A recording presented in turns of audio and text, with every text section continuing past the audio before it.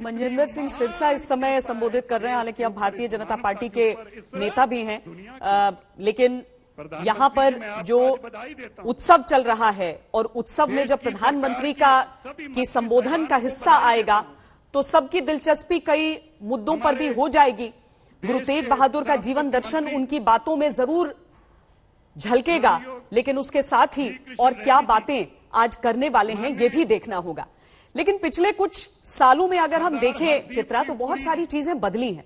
हाँ, प्रधानमंत्री ने जो सिख धर्म है उसका पूरा सम्मान किया, कई दफा पगड़ी पहने हुए मंचों से संबोधन करते हुए भी नजर आए, लेकिन उसके बाद जब किसान आंदोलन की शुरुआत हुई तो धीरे धीरे एक खटास सी दिखने लगी।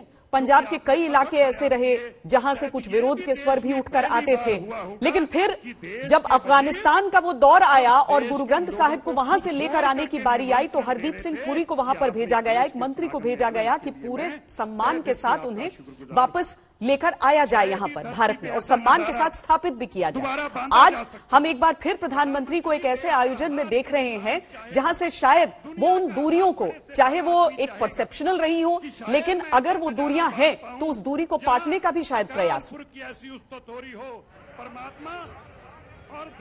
देखिए, मैं आपको बताऊं, यकीनन वो दूरियां किसान आंदोलन के दौरान जरूर कुछ हिस्सों से दिखाई दी, लेकिन जब आप यहां पर आएंगे तो यहां की तस्वीर बिल्कुल अलग नजर आएगी। यहां पर चूंकि खुद देश के प्रधानमंत्री की ओर से इतने बड़े कार्यक्रम में शिरकत किया जा रहा है, यहां पर खुद सरकार की पूरी नजर थी कि लाल किले के परिसर से इस तरह का कार्यक्रम होगा तो वहां पर कोई भी कोर कसर नहीं रह जाए, क्योंकि प्रधानमंत्री को भी और साथ ही सरकार को भी इस बारे में अंदाजा है कि यहाँ से जो खबर जाएगी वो न सिर्फ हिंदुस्तान में बल्कि दुनिया भर में एक अलग संदेश छोड़ेगी। वो जो दूरियां बढ़ी हुई थी, कम से कम आज की इन तस्वीरों के जरिए और अंदर जो लोगों की बातचीत मैं सुनकर आई हूं, मुझे लगता है कि वो दूरियां जरूर पट गई होंगी। हालांकि पंजाब में बीजेपी अगर अपने राजनीतिक सफर को देखना चाहती है तो उसको अभी बहुत मेहनत करने की जरूरत है, क्योंकि पहले वो शिरोमणि अकाली दल के साथ नंबर 2 की पोजीशन में रहा करती थी।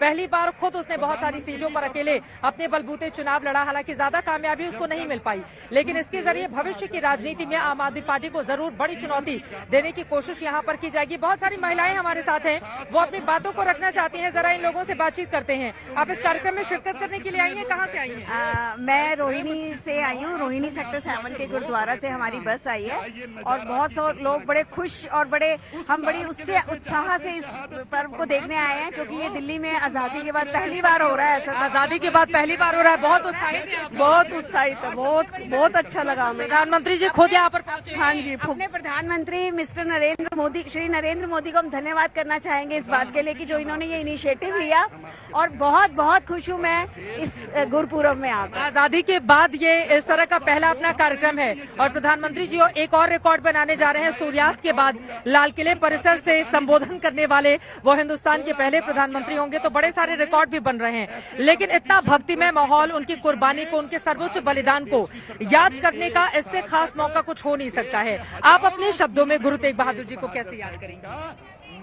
हम तो उनका कीर्तन सुन के आए हैं, बहुत अच्छा लगा है। गुरुद्वारे में पहले गुरुद्वारे में मत्था टेका है, फिर हम यहाँ गए हैं और लंगर भी छका है, बहुत अच्छा लगा है। लंगर भी छका है, लंगर बहुत स्वाद लंगर, और ये भूल नहीं पाएंगे हम, ये भूल नहीं पाएंगे। ये लोग बहुत इमोशनल भी हो रही हैं, इनके बातों से लग रहा है। कहाँ रोहिणी से ही आए हैं, उनकी शहीदी को। हाँ जी, हमारे आप लोगों की बस, हाँ, गुरुद्वारे से आप लोग अंदर से होकर। हाँ जी, बहुत भीड़ है तो आगे जाने की इजाजत नहीं? हम आगे तक गए हैं, आगे तक गई थी, फिर वापस क्यों चली आई? कार्यक्रम तो चल के आए हैं, पूरा आगे तक मत्था टेक के आए हैं। बहुत बता दें, गुरु ग्रंथ साहिब जहां पर रखा हुआ था, बिल्कुल बीच में जाकर वहां पर एक जगह बनाई थी और वहां पर सैकड़ों की तादाद में लाइन लगी हुई थी। कुछ लोगों को लोग आगे लेकर जा रहे थे और उसके बाद शीश नवाते हुए फिर उनको हटाकर दूसरे ग्रुप को आगे की ओर भेजा जा रहा था। लेकिन ये तस्वीरें, महिलाओं की आवाज भी आप सुन रही हैं श्वेता। आज का ये दिन बेहद खास है, न सिर्फ इनके लिए बल्कि पूरे हिंदुस्तान के लिए, और वही तस्वीरें इस वक्त समूचा देश देख रहा है। समूचा देश देख रहा है और ये तस्वीरें जो सीधा प्रसारण जिसका चल रहा है इस समय लाल किले से, बहुत सारी खटास है, बहुत सारी कड़वाहट है जो भूलने की कोशिश होनी होगी। आज जब प्रधानमंत्री यहां से संबोधित करेंगे चित्रा, तो वाकई बहुत सारे लोग उसे इसीलिए ध्यान से सुनेंगे क्योंकि 26 जनवरी की वो तारीख भी किसी ने कोई भूला नहीं है, जब एक तरफ गणतंत्र दिवस का आयोजन होता है, लेकिन यहीं पर जब पूर्ण हो रहा था किसानों का वो मार्च, तो लाल किले पर ही तिरंगे की जगह निशान साहिब को लेकर विवाद छिड़ा था। पर यह समझने का प्रयास करना होगा हर एक हिंदुस्तानी को कि जो विवाद हो सकते हैं वो राजनीतिक हो सकते हैं। जहां पर आस्था की बात आ जाती है वहां पर सम्मान की बात ही आती है, और इसीलिए प्रधानमंत्री का यहां पर मौजूद रहना, प्रधानमंत्री का संबोधन आज की तारीख में ये बहुत जरूरी हो जाता है, ये समझाने के लिए कि देश उस आस्था के हिसाब से एक है, देश उस सम्मान के हिसाब से एक है, और ये शब्द जो आज के शब्द होंगे वो उस पूरे दौर पर एक मरहम का काम भी जरूर करेंगे। बंद कर रखा था, कोई सेवा नहीं कर सकता था, लेकिन ये बात जब प्रधानमंत्री बिल्कुल सही कहा श्वेता आपने। देखिए लाल किले की प्राचीर पर वो जो झंडा लहराया गया था, देखिए हिंदुस्तान में तिरंगे की जगह कोई नहीं ले सकता है, चाहे किसी भी धर्म आयु वर्ग के कोई भी शख्स हो। हम सब जानते हैं कि तिरंगा हम सब के लिए कितना ज्यादा महत्वपूर्ण है, उसकी आन बान शान में जरा भी दाग नहीं लगे, इसके लिए कितनी कुर्बानियां इसी हिंदुस्तान ने दी हुई हैं। जब उस तिरंगे के पैरेलली किसी और झंडे को फहराता हुआ ये हिंदुस्तान देखता है तो यकीनन उसके दिल पर बहुत बड़ी चोट लगती है।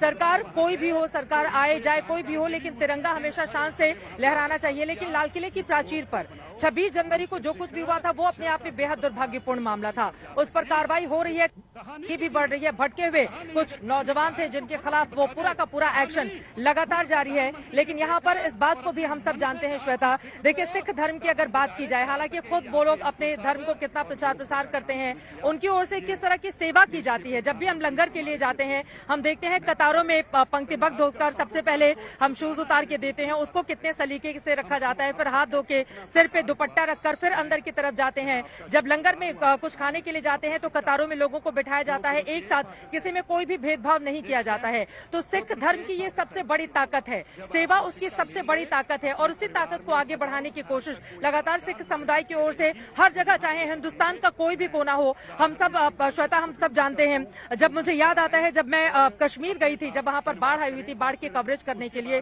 कहीं भी खाने पीने का सामान नहीं मिलता था, हर जगह हम लोग भूखे फल खाकर रहते थे। लेकिन तब तक पता चला कि पास में ही गुरुद्वारा है, वहां पर जाएंगे तो खाने के लिए मिल जाएगा। तो कई बार ऐसा हुआ जब हम लोग सिर्फ खाना खाने के लिए गुरुद्वारे में गए और वहां से हमें वापस भूखों नहीं लौटना पड़ा। तो सिख धर्म की ये बहुत बड़ी पहचान है, सेवा ही उनका सबसे बड़ा माध्यम है, और उसी सेवा को आगे बढ़ाने की कोशिश इस समुदाय की ओर से की जाती है।